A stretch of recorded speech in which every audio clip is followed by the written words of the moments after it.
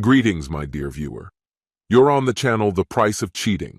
The channel is for those who appreciate traditional family values and condemn adultery. So be sure to subscribe to the channel. Let's get started. It was a Friday, and I decided to leave the hangar earlier than usual. The rest of the crew had errands to take care of, and I figured they'd head out too, especially since I wouldn't be around. I was looking forward to an evening at home with Susan, my wife. We'd known each other for nearly 6 years, and our marriage had just passed the 3.5-year mark. We were both 29 years old. Our intimacy had always taken time to grow, and lately, for the past month or so, she seemed distant. I wanted to do something special to bridge that gap. I picked up a couple of bottles of good wine, some ribeye steaks from the butcher, and a bouquet of roses from an actual florist, not the supermarket. I had a plan: candles, a quiet dinner, and maybe a chance to talk, to understand what had been bothering her. I hoped to show her how much I loved her, with an early night to follow. I arrived home long before she did. Once there, I made sure the house was spotless. I put fresh sheets on the bed and arranged candles in the bedroom. The kitchen table was set with the finest cutlery and napkins we had. I uncorked one of the wine bottles to let it breathe, placing the roses right by the front door so she'd see and smell them as soon as she stepped inside. Roses were her favorite. I prepped my signature dish, potato scallops. I thinly sliced the potatoes, sprayed them with olive oil, added salt, pepper, and a pinch of rosemary. For the steaks, I lightly dusted them with mustard powder. Everything was ready, and all that was left was for Susan to arrive. I was proud of how everything had come together. Now, all I had to do was wait for the love of my life to come home, and my plan was to sweep her off her feet, showing her just how deeply I cared. I hoped the evening would set the tone for the whole weekend. As I finished arranging the potato slices on the baking tray, I heard the front door open. The oven was preheating. I heard Susan call out, "Oliver, are you here?" I found it odd that she had to ask. My car was clearly visible in the driveway, and the roses should have been a dead giveaway. I continued preparing the food, sprinkling the scallops with rosemary, when I heard her voice again. "Okay, we're here first. We'll sit on the couch. It'll look better if we're sitting and he's standing. He won't feel threatened when we tell him." "Tell me what?" I wondered, stepping into the living room, where I was met with a shocked expression from Susan, and another man sitting beside her. It only took a second to recognize him. For the past couple of months, Susan had mentioned him frequently. He was the new deputy head of human resources, taller than me, around 6 feet, with a trim figure, blonde hair, and a face too handsome for his own good. He carried an air of arrogance. My confusion must have been obvious, but he quickly extended his hand. "Hey man, I'm Daniel." I shook his hand in a daze, feeling his firm grip, too firm, a clear attempt to intimidate without saying a word. He didn't crush my hand, but it was close. What a jerk. I just stood there, speechless. He smiled at me, and that's when Susan finally spoke up. "Oliver, there's something we need to talk about." I could only manage to say, "Is he staying for dinner?" I thought. Maybe I could defrost an extra steak for him, though the idea unsettled me. But Susan kept talking. "I'm going to spend the weekend with Daniel. It's just for this weekend."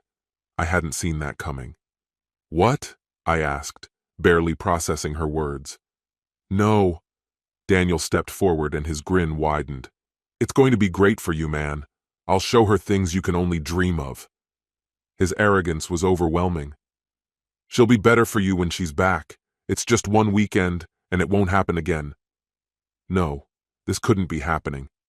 "Never," I said, my mind starting to catch up. "If she does this, I'll divorce her." Daniel didn't even flinch. He stepped closer, looking down at me with a menacing presence. "No, you won't," he said coldly. "You won't be able to do anything about it." His voice was low, but the threat was unmistakable. "No," he repeated, as if he already knew how the weekend was going to end. "I can't stop you, but I promise the day you file for divorce, you'll struggle to even stand. From that moment on, your life will be filled with nothing but agony. The decision is yours." He stood beside Susan, smiling at me as if we were having a casual conversation. She'll spend the weekend with me. I have a lot to teach her. She'll come back to you after and I won't touch her again. She'll be faithful to you from then on." He glanced at Susan. "Isn't that right, baby?" Baby? What was he thinking, calling her that? I was too shocked to even think straight. "You two have already slept together?" I blurted out, assuming it must be true because of how he was addressing her. "No, we haven't," Susan said defensively. "That would be cheating." "And this isn't?" I retorted, feeling the weight of the betrayal. I needed a drink. "I'll get you a beer," Susan offered, trying to be helpful. "I can get it myself," I snapped. Daniel placed a hand on her shoulder. "Give him some space, babe. He needs a minute to process everything. We've been discussing this for weeks, and we just dropped it on him all at once. He needs time to accept it's going to happen. He'll come around. They always do." Clearly, this wasn't his first time. I stormed into the kitchen, feeling like Susan wanted to follow, but Daniel held her back. He probably knew it wasn't the best time for her to be around me, and seriously, why was he still calling her baby? It drove me insane. When I got to the kitchen, I noticed a bottle of wine sitting open. I poured myself a glass and downed it quickly, but wine wasn't right for this moment. I headed for the garage where I kept my stash of beer. I yanked the fridge door open with way more force than necessary and grabbed a bottle of Old Crafty Hen. I slammed the door shut, cursing both of them under my breath. Where was the damn bottle opener? I couldn't find it anywhere. It should have been in the kitchen, but I wasn't ready to go back in there until I figured things out.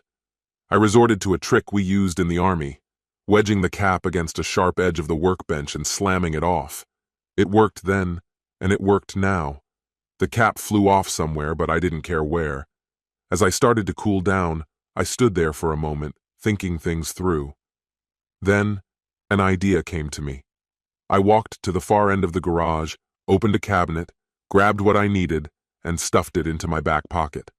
I finished the beer in one gulp, grabbed another, and headed back into the kitchen. This time, I opened the bottle with a proper opener, taking my time. I also grabbed the largest knife from the set and slid it discreetly into my back pocket along with something else.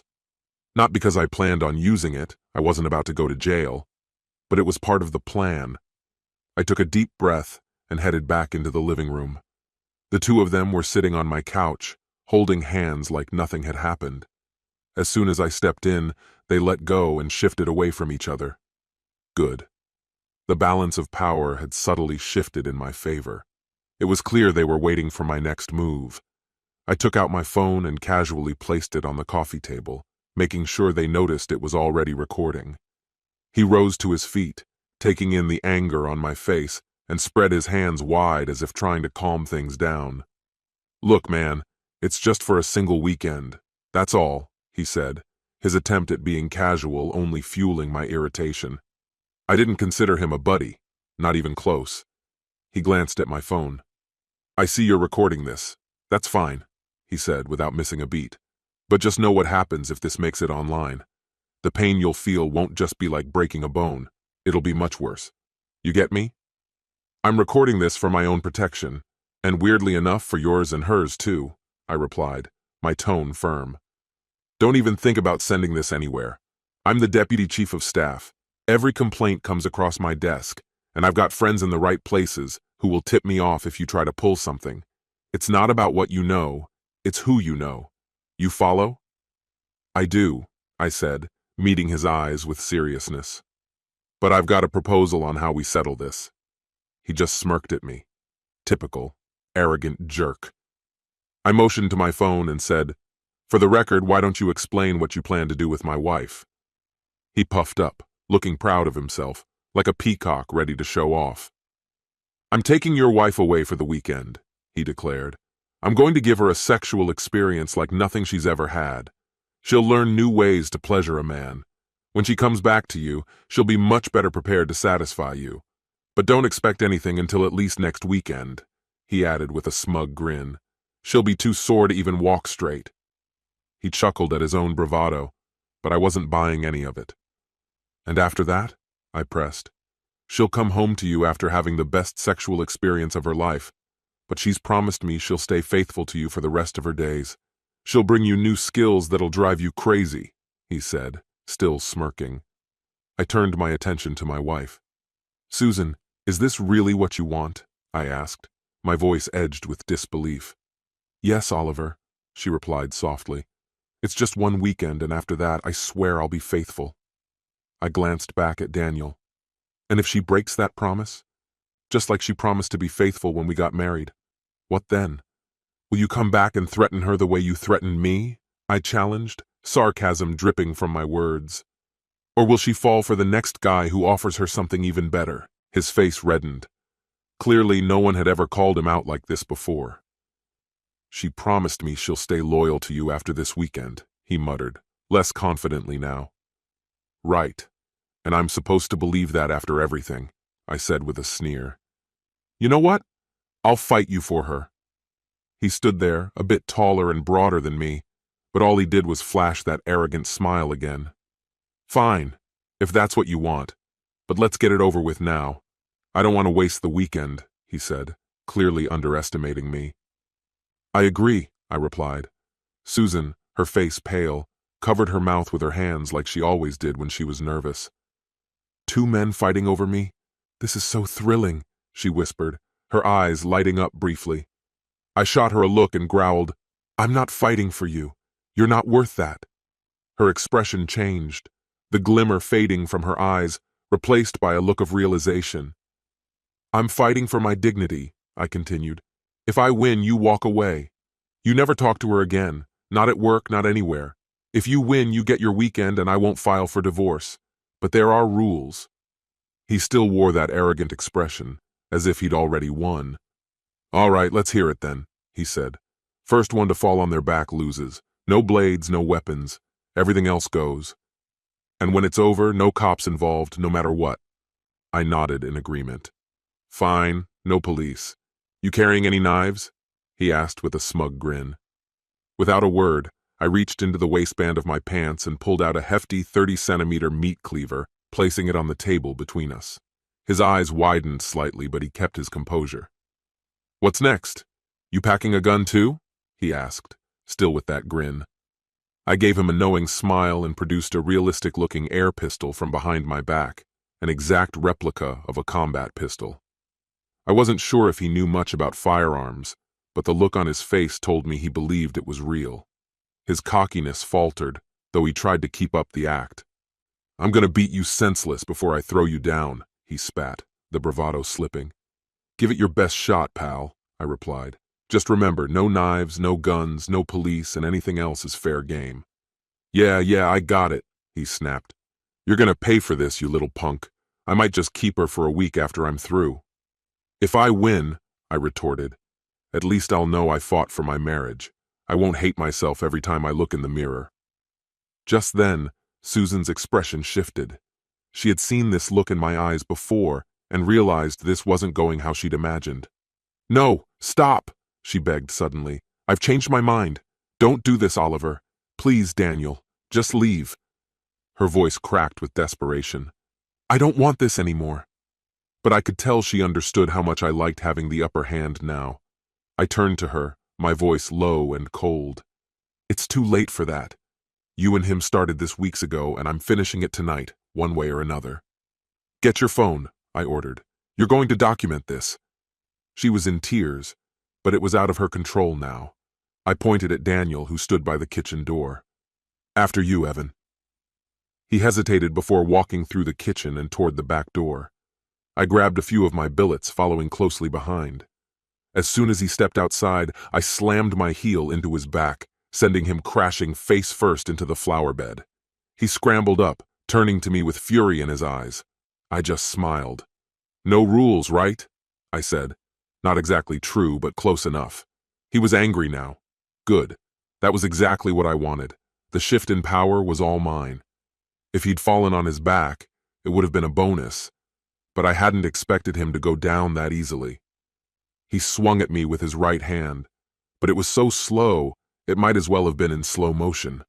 I deflected it effortlessly, then flung a handful of salt, pepper, rosemary, and mustard powder straight into his eyes. He yelled, his hands flying up to shield his face, and I seized the opportunity, trying to shove him down. He stumbled but managed to stay on his feet, tears streaming from his eyes as he looked at me, furious and disoriented. Snot ran down his face as he tried to catch his breath. Without hesitation, I drove a punch into his gut, forcing him to double over in pain, but still, he didn't fall. His hands clutched his stomach and his face as he struggled to regain composure. I followed up by ramming my knee into his groin with all my strength. This time he crumpled to his knees, vomiting, overwhelmed by the pain. He was defenseless now, unable to shield both his stomach and his face. I attempted to push him onto his back, but he resisted, fighting with whatever strength he had left.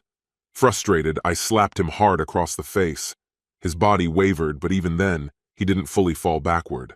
My right fist collided with his nose, and immediately blood sprayed in every direction. Damn, that had to hurt. They sure don't show this kind of thing on TV. I slapped him hard across the face with an open hand. His head jerked back, and I instinctively hit him again with the back of my hand. Bad decision. My hand throbbed with pain. Leaning in close, I whispered, "You can stop this any time. All you need to do is lie down." I raised my hand as a threat. His knees buckled, and he collapsed onto his side before rolling onto his back. His strength seemed completely drained. I glanced over at Susan. Tears were streaming down her face, but I couldn't understand what she was crying about. I grabbed Daniel by the hair and yanked him to his feet, not bothering to be gentle. I opened the garden gate and told him coldly, "Remember this, you'll never speak to her again, you coward. And if the police come knocking, what happened today will feel like nothing." I shoved him out through the gate and shut it firmly behind him. The smell hit me then. He must have soiled himself in fear. Susan was still standing there, recording everything. "Send me that video," I said as I walked past her into the kitchen, heading straight for the sink to wash my hands. At least the rosemary I'd used while cooking would mask any lingering scent from Daniel. I went upstairs, and Susan followed closely behind. I grabbed a suitcase from the spare bedroom and began tossing her underwear from the drawer into it. "What are you doing?" she asked, her voice trembling. "You won, and I'm all yours now," I replied, barely glancing at her as I packed. "We agreed. No divorce if you won. But I won, so I'm divorcing you and Will. I think it's time you go back to your parents." I dragged the suitcase downstairs, threw it out the front door, and picked up the phone to dial her mother. "Hi, Oliver. What a surprise. How can I help you?" Jennifer answered. "Jennifer, would you mind coming to pick up your daughter? I'm divorcing her," I said flatly, before hanging up. I'd already sent her an audio clip of Daniel bragging about how he planned to spend the weekend with her daughter. Jennifer had simply replied that it was exactly what Susan deserved. After that, I shut off my phone. I took Susan's hand and led her out the door, locking it behind her. She knocked, but I ignored it, and eventually she stopped. I fully expected the police to show up, but they never did. Maybe Daniel was too embarrassed to admit he got beat by someone smaller than him. No matter. I spent Saturday going through Susan's things, calculating the costs. When my grandparents passed away, my sister and I inherited the house. I had to take out a small mortgage to buy out her share. I figured I'd have to repay Susan for her portion of the mortgage as well. I edited together clips of the video and audio I had and sent them to every contact at Susan's workplace I could find. Guys like Daniel probably made plenty of enemies, and I trusted someone would make sure the footage landed on HR's desk. By Sunday morning, Susan's father came by to collect the rest of her belongings. He looked at me and asked, "Is there any way?" But the look on my face cut him off before he could finish. We shook hands, and he left quietly. I have a feeling Susan's parents played a role in making the divorce proceedings so smooth. It's been just over 4 months since I filed the paperwork. It was another Saturday afternoon, and I was in the garage, cleaning my air rifles. I had a shooting competition the next day. Just as I was about to stand up, I heard the doorbell ring. Before I could react, someone called out, "I'll get it!" It was Ava, the woman who helped keep my house in order. She appeared at the door to the garage and said, "There's a woman here who claims to be your wife. She is about 66 inches tall, has blonde hair, and looks to be in her early 30s. I turned on the kettle and left her in the living room. When I walked into the living room, I saw Susan. She looked as if she had put some effort into her appearance, but time hadn't been kind to her. She seemed older, about 5 years more than when I last saw her. She didn't look well. This was the first time I had seen her since I had kicked her out. "What do you want?" I asked coldly. "I'm paying you the agreed amount for the house." She looked at me, her eyes filled with regret. "Oliver, I'm so sorry," she began. "I made a huge mistake. He convinced me everything would work out, that if you really loved me, you'd let me go through with it. He was so persuasive. He even had one of the other women tell me how she did the same thing." "And what about this other woman? Is she still married?" I asked, already knowing the answer. Susan hesitated. "I don't know. I don't work there anymore." After the video and audio leaked, I was humiliated. No one would even look at me. I had no choice but to leave. "I have to ask, are you still seeing Daniel?" she asked, her voice barely above a whisper. "No. I wasn't going to keep seeing him," she said, shaking her head. "He kept his end of the deal and never contacted me again. But he wasn't around long. He vanished from work after a few days, and then things crumbled for him. Rumor has it another husband got to him. It wasn't me, though. I dragged him out through the back gate, gave him a warning. The police never came, but I kept my distance, always watching my back. That's how he should live, too. Decent men don't take other men's wives." "Oliver, please," she begged. "Can we try again? I know I messed up, but I'll never make that kind of mistake again. I love you. I did it for us, but I realize now it was wrong. I'm sorry." Just then, Ava entered the room with a tray carrying teacups, saucers, a teapot, milk, and cookies. She set it down on the coffee table. "You should let it steep for a bit," she said, before quietly disappearing back into the kitchen. Susan's eyes followed her. "Or have you already replaced me?" "That's Ava. She comes by once a week to clean the house. She also works at the hangar. I've been so busy with work that I don't have time to take care of this place. I even had to take out another mortgage to cover what I owe you." "Is there any chance, Oliver? Please?" she pleaded, her voice breaking. I poured myself some tea and took a sip. It was too weak. I should have listened to Ava and let it sit longer. "It's been almost 4 months. Not a word from you. You haven't contested the divorce, so why now?" I asked, my tone neutral. She dropped her gaze to her lap, visibly embarrassed. "I know I made a huge mistake. I thought if I gave you time, you'd miss me, that we could fix things. I had to be strong. Mom said if you loved me, you'd give me another chance. Dad thinks I'm wasting my time, but I had to try." I took another sip of the tea. Ava passed through again, this time carrying a tray full of cleaning supplies, heading upstairs. "I'm just heading upstairs to tidy up," she said with a mischievous glint. "There's nothing in your bedroom that would shock me, right?" She chuckled softly, then added with a smirk, "I hope you've hidden all your exotic gear." Without waiting for my response, she darted up the stairs. I exchanged a glance with Susan.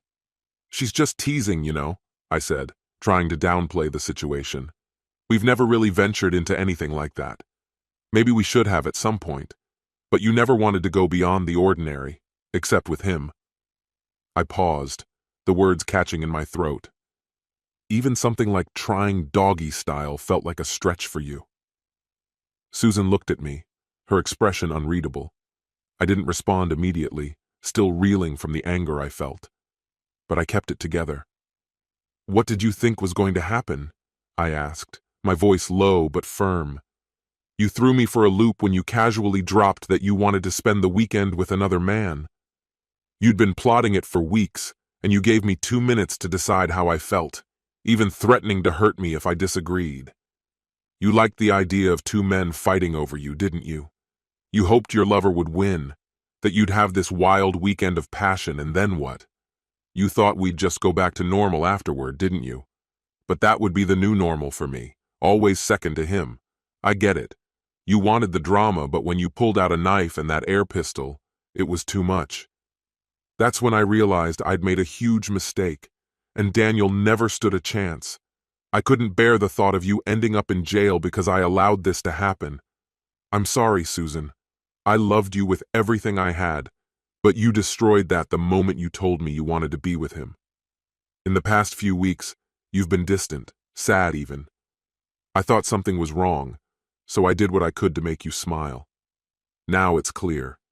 You were planning on being with that jerk. I'd even prepared a birthday dinner for you, had flowers waiting, and there you were, sneaking around. I was there for you, but you chose him. You wouldn't even come upstairs to talk to me. Instead, you threatened me, turned everything into a mess. How could you do this to someone you claim to love? I'll never be able to trust you again. It physically hurts to be around you now, I said, noting how she hadn't touched her tea. You should go, I told her quietly. She stood up, walking to the front door. I opened it for her, and she paused, glancing back at me. I love you, she said softly, her eyes full of regret. I'm sorry, but I get it. I threw one more parting shot. You remember that girl who told you about Daniel? I asked. Isabella Garcia? Yeah, she's about to be Isabella Lee again. Her husband's making her drop his name. Susan's eyes filled with tears, and without another word, she left. I didn't bother to watch where she went. I wondered briefly what Ava was up to upstairs. When I reached the landing, I saw that my bedroom door was slightly ajar. I stepped inside, unbuttoning my shirt and tossing it carelessly onto the floor. Ava would probably give me grief about it later, but I didn't care. As I entered the room, I saw her sprawled on the bed, wearing nothing but black stockings, a teasing smile on her lips. I couldn't find your so-called exotic gear, she said playfully. That's because there isn't any, I replied with a grin. Pity. I was hoping to try it out, she teased. By now, I was down to just my underwear. I headed into the bathroom, grabbed the belt from my robe, and came back. This should do the trick, I said, holding it up. Let's give it a shot, she murmured with a sultry smile.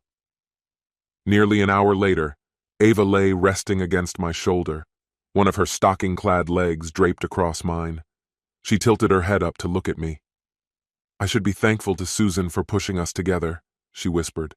But I can't bring myself to thank someone for hurting you. It doesn't feel right. She smiled softly, then added, When your divorce is finalized and I move in for good, we'll definitely have to explore that side of things again. It was the first time she mentioned moving in permanently, but I didn't mind. As we drifted toward sleep, I heard her whisper, I want to explore everything Susan never did. And with that, we both slipped into a peaceful sleep. This concludes the story. If you like it, then put your powerful like and subscribe to the channel. Greetings, my dear viewer. You're on the channel The Price of Cheating. The channel is for those who appreciate traditional family values and condemn adultery. So be sure to subscribe to the channel. Let's get started. My name is Robert Smith, and it's been a year since my life completely imploded. To be fair, the world didn't just unravel on its own. I was the one who set it on fire. I was the architect of my own downfall, but I didn't act alone. Around 60 other people laid the groundwork for it, and I just ignited the spark. Among them was my wife, and I took a dark satisfaction in watching her and the others fall with the destruction I caused. Before that, I was living in blissful ignorance, happily married, completely in love, and fully content. Our life seemed perfect. We had been married for 5 years, lived in a cozy apartment with friendly neighbors, held stable jobs, and had the support of our families. Financially, we were secure and were even saving for a future that, as it turned out, never came to pass. I wish I could offer some sort of explanation that would make this story coherent, but I can't make sense of it myself. I married my college sweetheart. She was sweet, kind, and had a great sense of humor. She was affectionate and never gave me any reason to doubt her. She wasn't one to flirt or dress provocatively, and I never once questioned her faithfulness. I work as an engineer in a research lab that designs advanced electronics for the military. My wife, Sarah, works in finance at a company called Davis & Davis. They manage the finances of large construction projects and are involved in many major transactions. Her office is downtown, and her colleagues, well, let's just say they aren't the most educated group. They understand money and know how to work spreadsheets, but I always feel like I'm back in middle school when I talk to them. It's surreal. Sarah's colleagues were always looking for an angle. If something wasn't in writing, it didn't count for them. I didn't like that, but I thought it was just part of her job, not who she really was. I couldn't have been more wrong. While geeks work individually and then collaborate to refine ideas, Financiers, like her coworkers, function as a pack. Their group identity is everything. The only time they focus on themselves is when they're climbing the corporate ladder, looking out for number one. I didn't care for most of them, but I didn't truly despise them until it all came crashing down. The first warning sign came at the office Christmas party. It was held at a hotel across from Sarah's office. Everyone was mingling, and half the time I couldn't tell if I was speaking to a coworker or my wife. The alcohol was flowing, and while I was standing by the bar, I overheard a woman say something odd. "I'll need to talk this over with my husband at work before I agree to anything." It struck me as strange. I wanted to turn and see who had said it, but something stopped me. A voice inside told me to stay quiet, to listen, to blend into the background for a moment. "Well," one of the women continued, "everyone's on vacation next week. I think we'll survive until then." The other woman laughed and replied, "Yeah, it'll be a whole week without crossing the street." Then they both laughed again. You can always rely on a last-minute issue with the bill. That made both of them burst out laughing even more. But what did she mean by crossing the street? Did they really believe they'd have to leave the Christmas party to return to work? I couldn't quite make out what was said, but it bothered me. I remember thinking to myself, wow, I married the right woman. Whatever was going on in their heads didn't sit well with me. Then I shrugged it off and focused on enjoying the party. For the next 3 weeks, I didn't mention it at all. Then, on a Friday night, as I climbed the carpeted stairs from the basement, I overheard my wife say, "All right, I'll get on it right away." She chuckled, adding, "What else is a wife for, anyway?" A wife? What was that supposed to mean? Just as I rounded the corner, I saw Sarah hanging up the phone. "What was that all about?" I asked, trying to keep my tone neutral and free of accusation. She jumped, startled. I had caught her off guard. "Oh, that was Oscar Brown. It's work. I have to head into the office tomorrow, and next week we'll be working late." She continued explaining that they were putting together a financing deal for a new apartment complex planned for J Street. My mind immediately flashed back to the conversation I overheard at the Christmas party. "Sounds like there's some trouble with the bill," I said, trying to make light of it. Jeannie laughed. "I wouldn't exactly call it an emergency, but this is a great opportunity, one we can't miss." I felt a pang of disappointment. We've both been working hard this year. I was hoping we could take it easy this month, spend more time together. "Don't be like that, honey," she responded, her voice firm. "When opportunities like this come up, you have to seize them or they slip away. Don't worry, I'll handle it." I couldn't shake the odd feeling. "What's with all this talk about wives?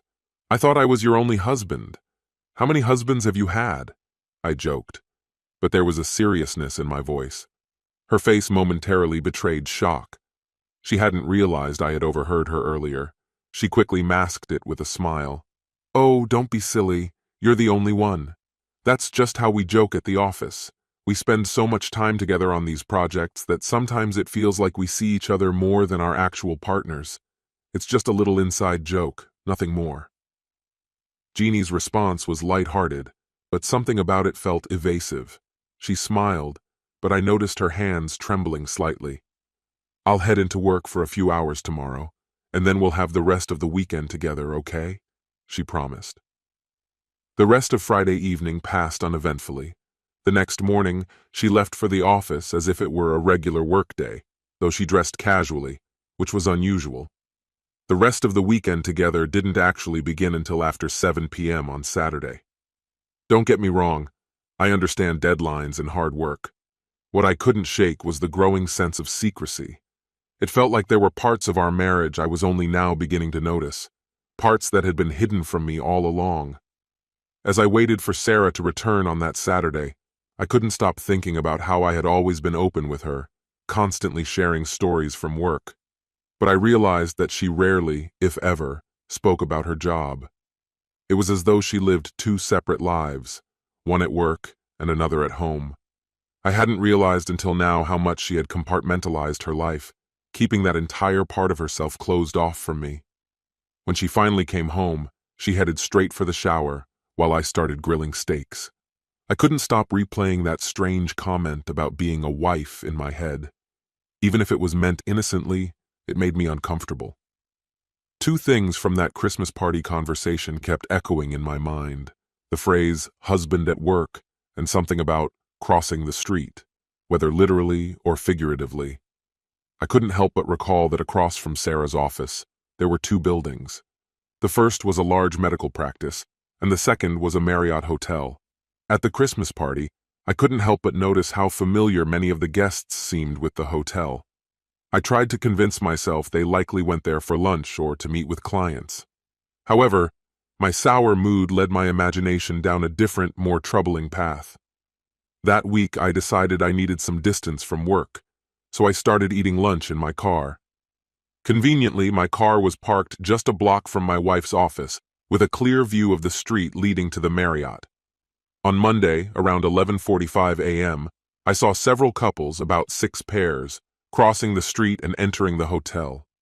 Roughly 45 minutes later, around 12:30 p.m., the same couples strolled back to their offices. Notably, there were no groups of women going to lunch together, only couples. While my wife wasn't among them, the sight left me feeling uneasy. The same pattern repeated on Tuesday with different couples but the same behavior. I realized I couldn't simply stroll into the hotel lobby to observe. Too many people knew me, including my wife. I needed help. What I did next was something I never imagined in my wildest dreams or darkest nightmares. I hired a private investigator, Michael O'Neill. After explaining what I had seen and what I needed to uncover, I handed Michael a photo of my wife. His advice was simple yet agonizing. Forget about it for now, go back to your life, and act as if nothing was wrong. He suggested that it could be nothing, and if it was something, I'd soon find out. I told him I hoped I was wasting my money and returned to work. Unfortunately, I wasn't wasting my money. On Thursday morning, Michael sat me down in his office and broke the devastating news. At 11:45 a.m. on Wednesday, my wife had walked into the Marriott lobby with Oscar Brown's arm around her waist. They picked up a key at the front desk and headed directly to the 4th floor, where they stayed until 12:40 p.m. Michael had a discreet conversation with the porter, which revealed that my wife and her work husband were regulars at the hotel. That conversation cost me $300, and Michael warned that this was just the beginning. To gather irrefutable evidence, we would need a video recording from inside the room, which would require further cooperation from the porter. The thought disgusted me, but I was determined to know the truth. Michael's plan was straightforward but costly. He needed to find out which room my wife and Oscar would use next, rent that same room before and after their visit, and install a hidden camera. This meant paying for 2 room rentals and another bribe. I could afford it, but the emotional toll was becoming unbearable. The next week was torture. I avoided Sarah as much as possible, though she started noticing my strange behavior and asked why I was acting so distant. I blamed it on work, though I doubted she believed me. One night, she wanted to be intimate. I convinced myself that if I hadn't contracted anything yet, I probably wouldn't, so I went through with it, but my heart was absent. The only emotions I felt were anger and pain. It seemed like my marriage was falling apart, and I still had little proof and no explanation. Though I knew she was cheating, I forced myself to wait for the video evidence before passing final judgment. Michael arranged for the room the following Wednesday. By Thursday morning, I had what I needed, the proof and the crushing sorrow that came with it. I sat in Michael's office and watched a 40-minute video of my wife, the woman I had devoted my life to, being unfaithful with Oscar Brown. My world shattered. In that moment, a strange thought crossed my mind, like a dark joke. It reminded me of an old story about a husband who catches his wife cheating, points a gun at her head and says, "Don't laugh, you're next." I promised myself that I would handle this in order. They would pay for what they had done, and then I would leave. Before everything else, I needed to get away for a few days. Staying under the same roof with her was unbearable. I talked to my boss and secured a few days off, clearing my schedule for the rest of the week. If anyone asked, I'd tell them I was called to Wallops for the weekend. I went home, packed a small bag, left a note, and set off heading west. My childhood friend, Charles, lived about an hour outside of Baltimore, and he welcomed me to stay for the weekend. I was grateful that I didn't run into Jeannie when I returned to pack. I don't know how I would have handled it. I wasn't in the right state of mind to act like everything was normal. I needed time to figure things out, to plan, and above all, to calm myself. You know what? Leaving that note marked the first time I ever lied to my wife. Guilt gnawed at me, but I had to get out, and I wasn't about to relent now. The drive gave me a lot of time to reflect. Did I ever really know the woman I married? Was she so skilled at compartmentalizing her life that she could juggle two husbands without a hitch? What I was certain of was that my wife mistook my trust for naivety. I've never been naive, and deceiving a husband who trusts you without reservation isn't some grand achievement. The days of trust were over now. Our marriage was dead, and all that remained was to bury it. And if there's one thing childhood friends can't do, it's let you hide. Charles saw through me within minutes of my arrival. I told him everything, and as a good friend should, he was just as outraged as I was. His wife, Patricia, tried to bring some balance, urging us to keep level heads. She wasn't defending Sarah. She just wanted me to be sure of what I wanted before making any rash decisions. A woman's insight can be invaluable when trying to understand the bigger picture. While my anger was squarely focused on my wife and her co-worker husband, Patricia was thinking about all the other women working in that store. To her, it was the women who held the power in situations like these. They either participated or chose to look the other way. Men are pigs, she said, and it's up to women to civilize them. She then glanced knowingly at her husband, who gave a reluctant nod. I wanted to ruin them all. I was divorcing Sarah, that deceitful, unfaithful woman. She betrayed me, probably not for the first time, and I wanted her to suffer.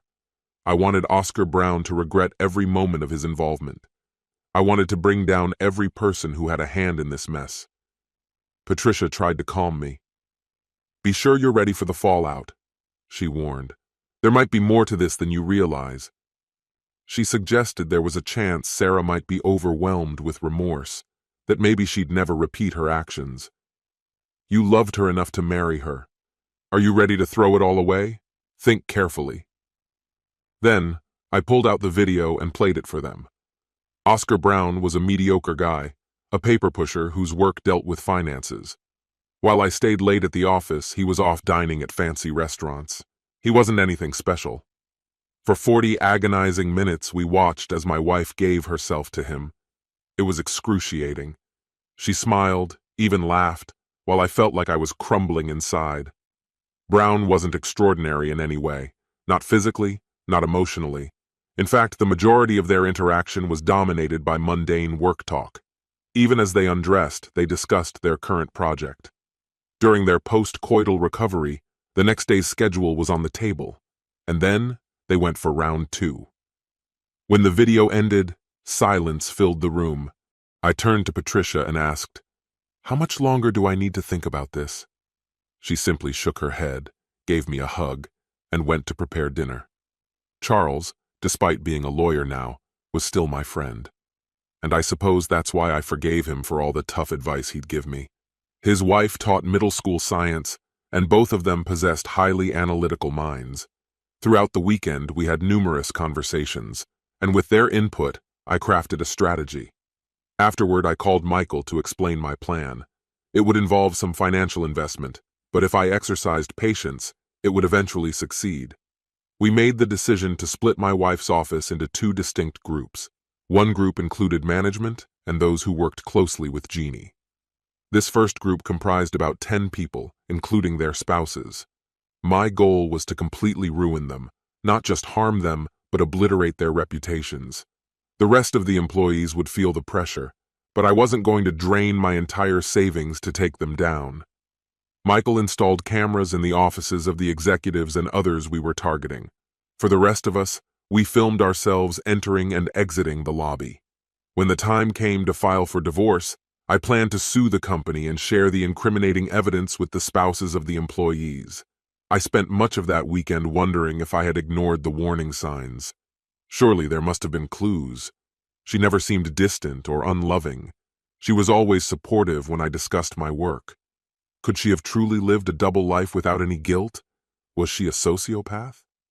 Her anxious reaction when I asked about that wife comment on the first Friday hinted that she was aware of right and wrong, or at the very least, that her actions might have consequences. I couldn't wrap my head around how someone could go through two separate lives without ever breaking down. It dawned on me over the weekend that by leaving town, I had handed Sarah and her work husband the perfect chance to use our home for their own purposes. I got angry thinking about it, but then I realized it no longer mattered. I was going to divorce her no matter what. Just in case, I decided I'd leave her the bed and take whatever else I wanted. I braced myself for the deception ahead and returned home that Sunday night. To save money, we decided against booking multiple hotel rooms for work spouses, except for my wife and her co-worker, Mr. Brown.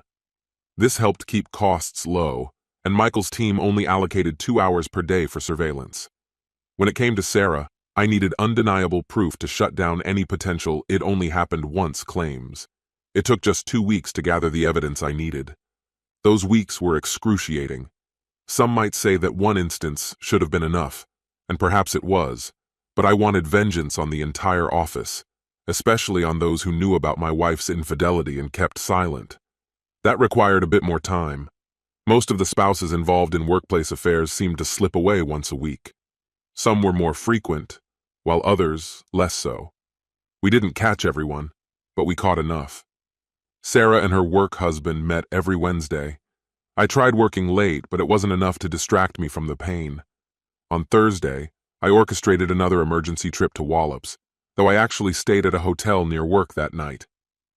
Friday, I drove west to visit Charles and Patricia again, and Monday night, I stayed at the hotel once more. Jeannie started to complain that I was ignoring her. The relationship between us grew cold on my end, though she remained unaware of just how cold. Strangely, she continued trying to keep things normal at home, but I wasn't contributing, and her behavior started to reflect that. I began sleeping in the guest room and leaving the house early. I had my own work deadlines to focus on. Maybe she suspected our marriage was in trouble or believed my excuses, or perhaps she didn't care at all. Whatever the case, it didn't stop her from having her weekly Wednesday lunches with her work husband. In fact, those lunches began to stretch longer. At least 2/3 of her company's employees were cheating on their spouses, including most of the executive team. The saying is true, a fish rots from the head down. Several months later, I came to a troubling realization. Across the 3 videos I reviewed, her work partner never once mentioned me. He hadn't insulted me, nor had she brought me up, neither in complaint nor in defense. She continued wearing her wedding rings, which enraged me further, but it was as though I didn't exist in that part of her life. There was tenderness between the two of them, but in a peculiar way, it lacked real intimacy. They were more than friends, but not quite lovers. The first moment I thought my marriage was finished was that Wednesday when I watched my wife walk through the lobby, arm in arm with her co-worker, leading him to their hotel suite. Watching them so carefree, I knew right then there would be no need for explanations, no pointless discussions, no worn-out excuses. I was going to end our marriage, and in the process, take down her entire office. I had no interest in her apologies, no patience for her tears, and I certainly wasn't going to listen to some shallow excuse that it was just sex.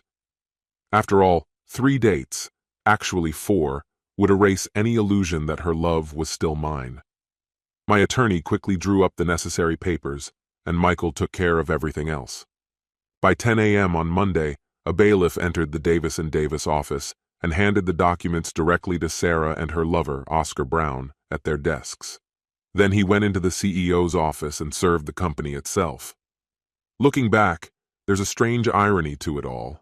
The CEO, Harry Walsh, was a part of the same corruption. Walsh, at 67, had a trophy wife of just 29. Why would a man like him need a 45-year-old secretary on the side? Some people simply baffle me. My phone started buzzing around 10:20, but I silenced it. Meanwhile, Michael's team began distributing manila envelopes to the real spouses of everyone involved in the scandal. Some contained pictures, others videos, but all were filled with incriminating details that could be used in divorce proceedings. Oscar Brown's wife, in particular, received a bulky package. Some others just got letters laying out what had been happening at Davis & Davis in case they wanted to confront their spouses at home. Each envelope included a simple note. In the interest of full disclosure, you can thank Jeannie Smith for this information. I couldn't help but wonder how many friends my unfaithful wife would have left come Tuesday morning. Davis and Davis crumbled almost overnight. My lawsuit against the company was the first of at least 20 more that followed. The office became a breeding ground for divorces, with relationships unraveling in all directions. Even couples where no evidence of cheating was found couldn't withstand the strain. The higher-ups tried to purge everyone connected to the scandal, only to realize they were knee-deep in it themselves.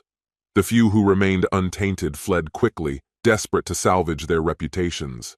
The media soon caught wind of the mess, and 2 weeks later, an article on the firm surfaced, referring to work spouses.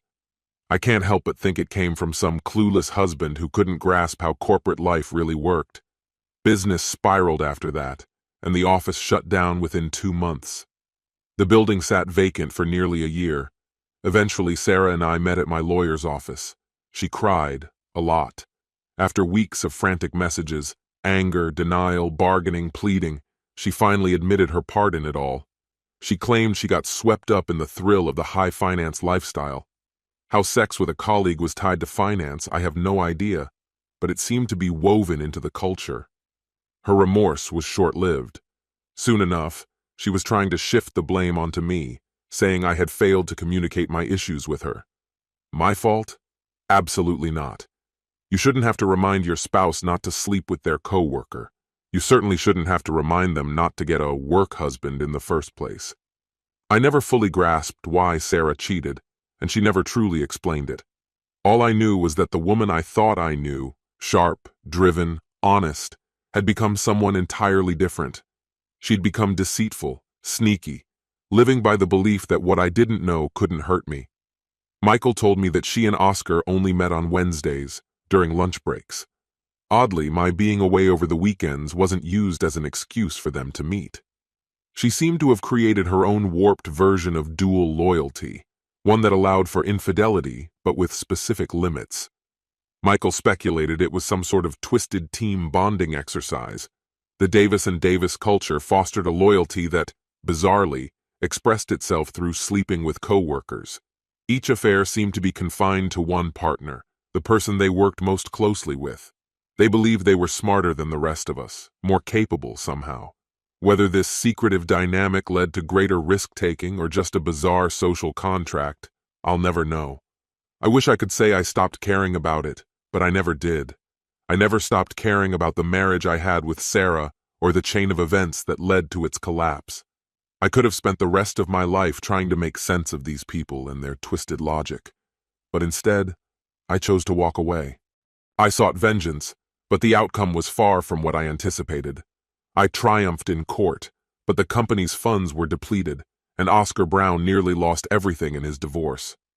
My actions left the company and Brown unable to cover the costs of the lawsuits filed against them. Funny how life works, isn't it? When I separated from my wife, she ended up unemployed and was pushing for alimony. My lawyer argued that her unemployment was a direct consequence of the affair that led to our divorce, and as a result, she didn't get the alimony she was after. Ironically, even the spouses of the cheaters, who should have been on my side, grew to resent me for uncovering the painful truth. It seemed like they blamed me just as much as they did their unfaithful partners. It's a big city, and I can survive without their approval, but I didn't see any of this coming. Among the angry spouses, one stood out. Mia Brown, unexpectedly, approached me at a bar one night. She was stunning, someone any man would be lucky to have. I was only halfway through my first beer when she sat down, introduced herself, and casually rested her hand on my leg. That got my attention. She said, "I'm divorcing my husband, but I want revenge for more than just that. I want to be able to tell him that I slept with his mistress's husband. Will you help me do that, Mr. Smith?" "How about it, Robert?" she continued. "Will you have your way with me and help humiliate the man who slept with your wife?" The word defile she used caught me off guard, but I decided to go along with it. And that night, I did everything I could to give her what she wanted. I had mentioned before that I had been staying in the guest room for 2 weeks before finally confronting my wife, so I was due for some release. That night, I relieved myself 5 times. I was so drained that I had to drink water constantly. The next morning, as Mia was leaving, she said she was off to rub her husband's nose in it. I reminded her that I had already rubbed it into her earlier that night and wouldn't mind another round. She laughed and promised that we'd meet again soon. Jeannie's family, furious at first, eventually calmed down after I sat them at the table and showed them the evidence. They cried, apologized, and cried some more. In the end, they didn't hold me responsible for the split, although they did try to convince me to give her another chance. But there was no forgiveness left in me, and I don't recall her ever asking for it. My heart had turned to stone, and it remained that way for over a year. During the divorce, as I recounted my story to colleagues, it dawned on me that my talents had been wasted in catching a cheating spouse. I'm skilled in advanced electronics, yet her infidelity was uncovered with something as simple as a sandwich eaten in a parked car, a bribed doorman, and miniature cameras anyone could buy online. It struck me how easy it was to catch them and how carelessly they hid their affairs. I overheard just a couple of conversations, and from there, everything unraveled. Couples parading across the street didn't even try to hide their affairs. The audacity was staggering. In the suburbs, people worry about what the neighbors think, but it's amazing how long some manage to hide it. I began to question if the world around me bore any resemblance to my reality. Does everyone behave like this? In my workplace, anyone who boasted of being a player was usually single, relying only on their own company. I found myself back at the proverbial nerds table, trying to figure out the social elite. Occasionally I bump into Jeannie on the streets or in a store. I don't stop to talk to her, and I have no idea what she's up to these days. When our eyes meet, she looks as though she's about to cry. I never hold her gaze for long. The sight of her still tears at me. I turn away, and she knows to keep her distance. I'm no longer the man she married. The life I once had is gone, and I'm in the process of starting anew.